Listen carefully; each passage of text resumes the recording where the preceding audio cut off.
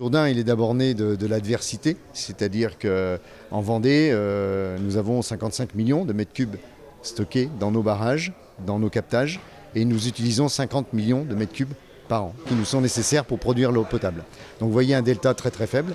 Et donc dans cette adversité, et vis-à-vis du changement climatique, au fil du temps, Vendéo s'est aperçu que nous étions sur un territoire en tension, et nous risquions d'avoir des risques de rupture d'eau potable, et notamment l'été. Et donc dès 2008-2010, les élus vendéens ont imaginé un schéma directeur de la sécurisation de la Vendée en matière d'eau potable. Pourquoi l'innovateur? L'innovateur en France, tout d'abord, parce qu'en France, on ne pratique pas la réutilisation des eaux usées à des fins eau potable. Pour des raisons, on l'a dit tout à l'heure, parce qu'en France, on avait l'impression jusqu'à maintenant que l'eau, il pleuvait suffisamment, il y avait suffisamment du cours d'eau disponible pour que cette eau, on ne s'en inquiète pas d'un point de vue disponibilité, eau potable et irrigation et autres usages.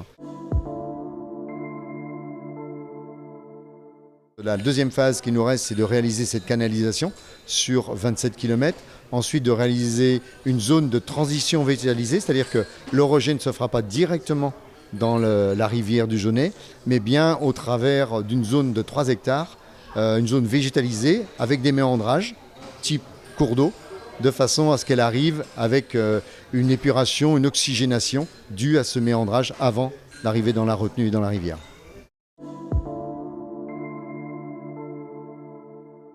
Sur une première année d'utilisation de cet outil d'affinage, nous allons tourner en fonctionnement, je dirais en boucle circulaire plutôt restreinte.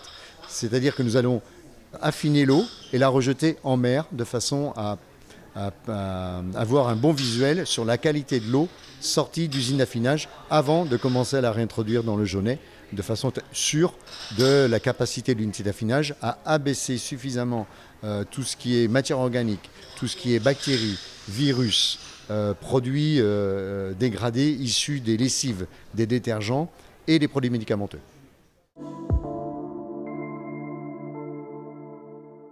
Très difficile à savoir qui va être alimenté par cette eau.